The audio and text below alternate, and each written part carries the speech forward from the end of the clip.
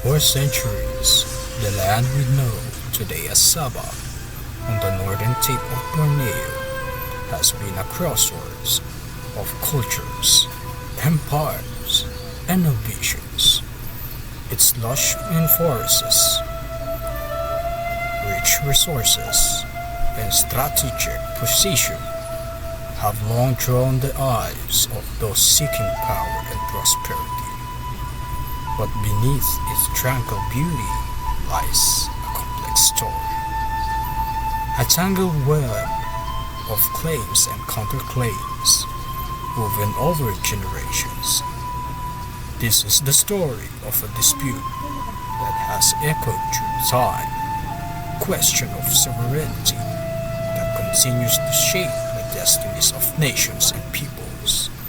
Join us as we delve into the prologue of the Sabah claim, tracing its origins from ancient sultanates to colonial conquest, and the enduring legacy they cast upon the present day.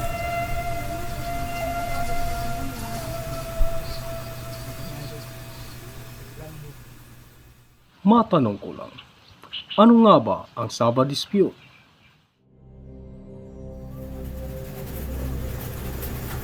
Maraming nagtatanong kung ano nga ba ang dahilan ng pagkakaroon ng alitan sa bansang Pilipinas at Malaysia. Ano nga ba ang Sabah Dispute? Halika't tunghayan natin ang nakaraan ng Sabah.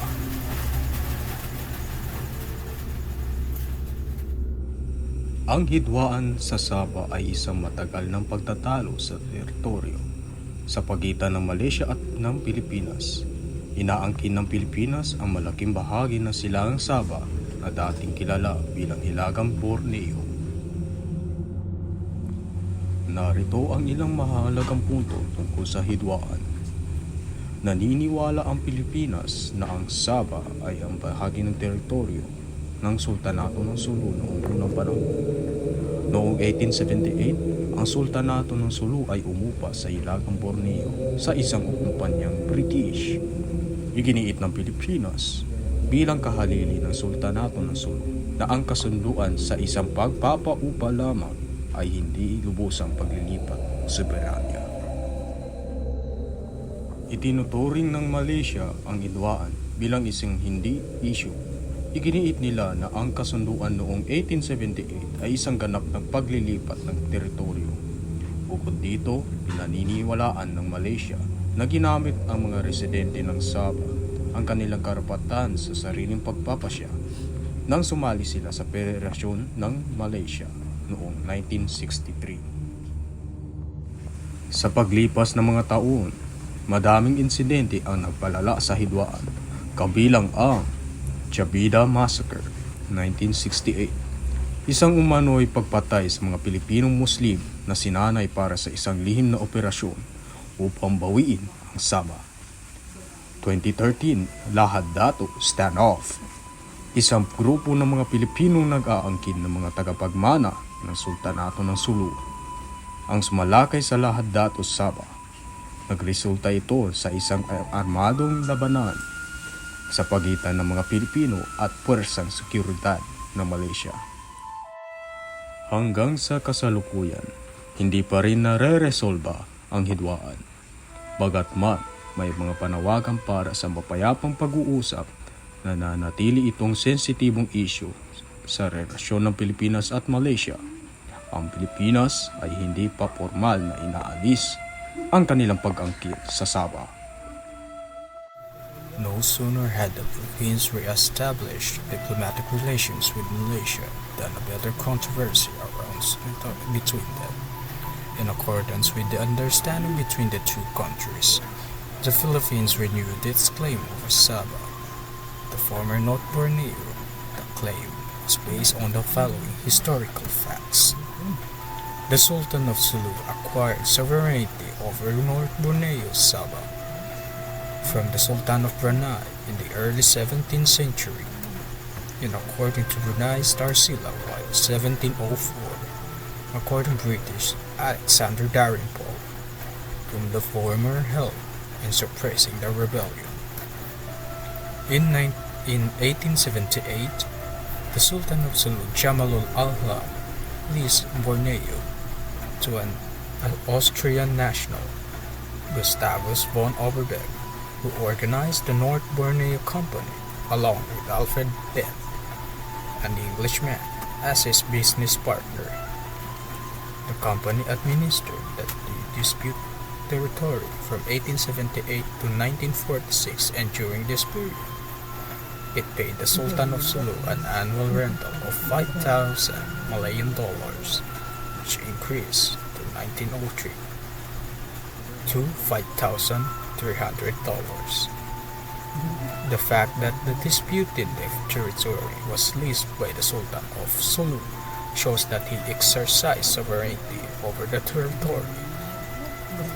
In 1903, the North Borneo British Company, a private company, asked the Sultan of Sulu to execute a confirmatory deed to confirm the contract of 1878, known as the Lease Agreement, and expressly recognized that the Sultan of Sulu was sovereign in Sabah.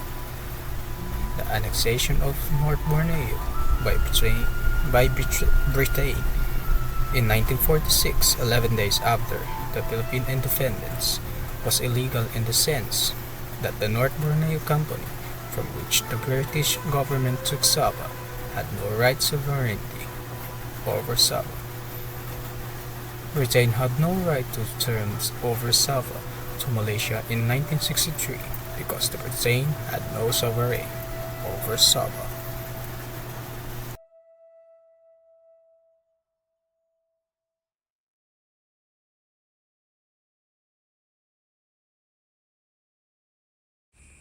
Dahil hindi na pa sa kamay ng Pilipinas ang Sabah, doon nagsimula ang Oplan Merdeka.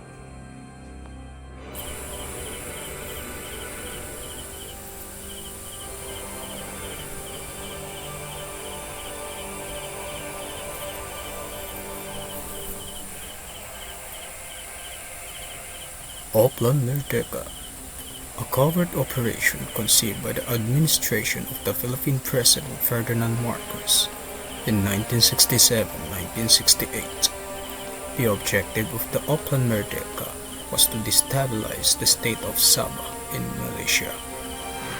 This plan is involved in recruiting young Moro men, which is primarily Tausugs and Samas from Sulu, who were promised to be integrated into the Philippine Army, receive high-powered firearms, and be paid for their participation.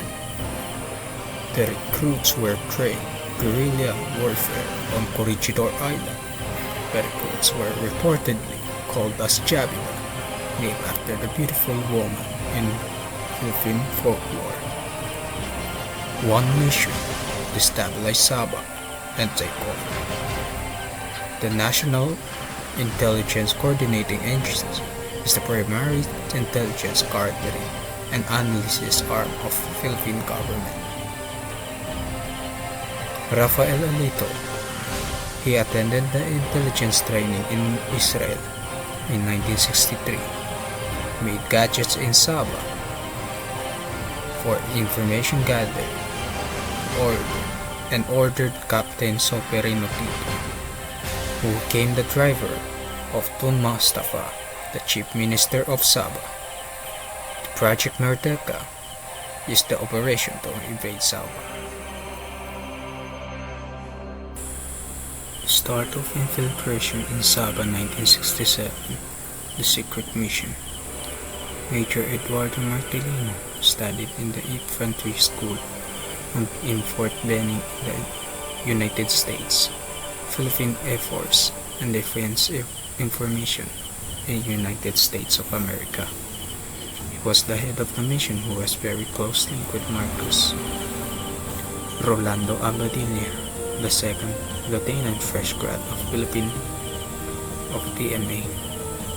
Early recruit, he came from Ilocos for his Marcos time to be an Ilocano sure ticket to a good position. The recruitment is the medical legal team. Their mission is to go with the troops during invasion. In the Philippine Constitution, recruit students from Cebu Institute of Technology as long as they speak Tagalog. Christian third year Basilan, a piece of land if succeeded. 3 medical students after this massacre they joined a mopping up of Corregidor and they saw lifeless body. The survivor, Jibin Arula, tasked to silence the other one, and the mission was accomplished. Infiltrating Sabah, 17 men were forest rangers, mailmen, and police, and the psychological warfare to convince the Filipino to succeed from Malaysia. Martilino went to Sabah 3 times in the Tambisan Point, Lahad Dato, and Sampurna. Lino Bicolan was a smuggler. His route from Cavite to Sabah, and a millionaire who owned the ships, financiers of the operation, and he became the governor of Cavite in 1972-1980. Simunol to Corregidor. Recruitment happened near to Sampurna, where you can see the light of Malaysia. August to December 1967, they set at the camp and named Camp Sofia, where 200 men aged 18 to 30 were recruited. They are promised to be the elite unit of armed forces. In the sense of power, they were convinced. Camp Sofia, named after the Martilino's second wife. Their badges were the badges of the Jabida massacre. Jabida were crossbones and black skull with a drip of blood in their forehead. Sally Ostotalum in 1967 convinced as civic actions. He was dubbed because of the officers trained in Korea, Vietnam, and Israel. Martilino, he was a Islam convert who assumed the name Abdul Latif. 1967, when Marcos visited Simunol, Martilino married a 17-year-old Sofia Mircorsin. The dowry was a 5,000 firearms. 135 or 180 recruits to Corregidor. They were sent in January 3, 1968. 50 pesos were never given. 16 were sent back home because they were complaining. They became restless. With no allowance, the food was miserable, and others were sleeping in Ipilwood. 62 trainees wrote petition to Marcos. The 4 trainees have never returned. 3 were shot. Dato Ahid was survived. The 58 of them considered resign and disarmed. The remaining 60 to 70 were transferred into Tanay Rizal on the first week of March, and the 24 recruits were sent back home. March 18, 1968, the first batch, 12 passengers of the plane, then the second batch are 12 persons.